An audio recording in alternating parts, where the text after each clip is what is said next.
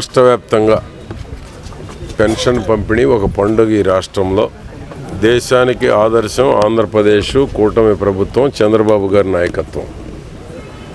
చిలకలూరిపేట పట్టణం వరకు తీసుకుంటే 4,75,00,000 ఓన్లీ చిలకలూరిపేట పట్టణం వరకు ప్రతి నెల 4,75,00,000 ఇంటింటికి తిరిగి పంపిణీ చేయటం జరుగుతూ ఉంది.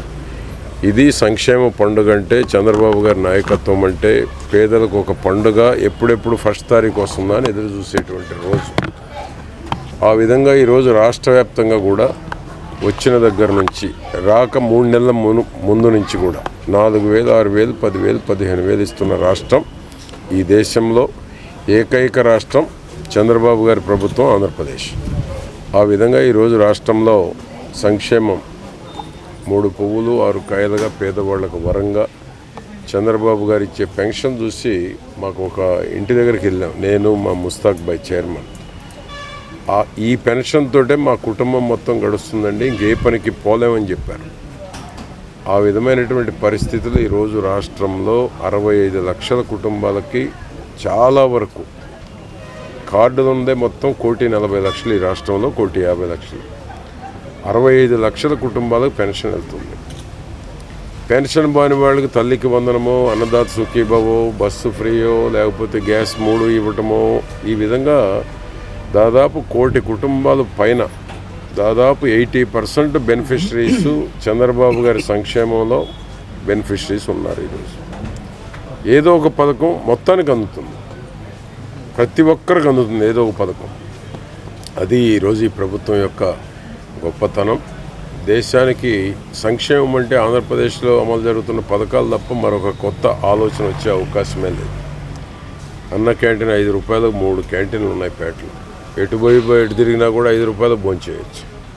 ఆ విధంగా ఈరోజు రాష్ట్రంలో పెన్షన్ల పంపిణీ ఒక టౌన్ ఉదాహరణ తీసుకుంటేనే 4,75,00,000 ఈరోజు పంపిణీ జరుగుతూ ఉంది. స్వాతంత్రం వచ్చినాక ఈ సంక్షేమం అనేటువంటిది దేశంలో ఏ రాష్ట్రంలో లేని విధంగా ఆంధ్రప్రదేశ్లో కూటమి ప్రభుత్వం చంద్రబాబు గారి నాయకత్వంలోనే జరుగుతూ ఉంది. దగ్గరలో కూడా లేవు.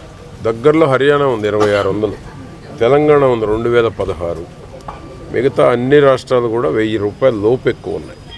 ఇది ఆంధ్రప్రదేశ్లో పేదవాళ్లకు ఒక వరం, చంద్రబాబు గారి నాయకత్వం. ఆ విధంగా ఈరోజు ప్రతి విషయాన్ని కూడా సున్నితంగా పరిశీలించేటువంటి ముఖ్యమంత్రి ఉండటం ఈ రాష్ట్ర ప్రజల యొక్క అదృష్టం. ఈరోజు లైట్లు అడుగుతున్నారు, ఎక్కడ పోయినా లైట్లు వేస్తున్నాం, పోల్స్ డ్యామేజ్ ఉంటే వేస్తున్నాం. డ్రైన్స్, రోడ్స్ కొన్ని అడుగుతూ ఉన్నారు.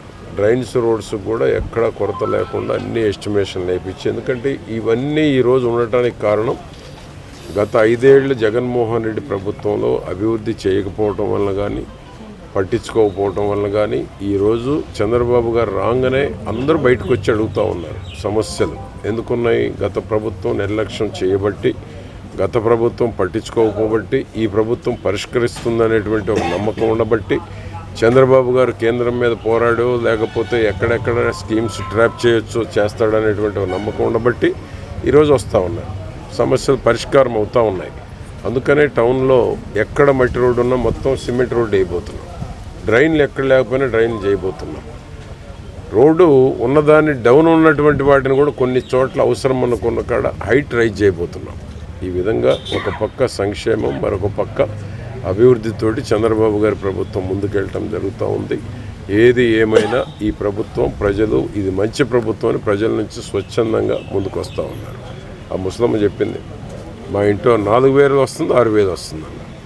బ్రహ్మాండంగా కుటుంబం జరిగిపోతూ ఉంది, మాకు ఏ బాధ లేదని చెప్తా ఉన్నారు. ఇది ఈరోజు ఈ ప్రభుత్వంలో పేదవారి యొక్క ఆలోచన అని తెలియజేస్తూ ఉన్నారు. నమస్కారం. ముస్తాక్ అహ్మద్ గారు corporation chairman, minorities finance corporation chairman.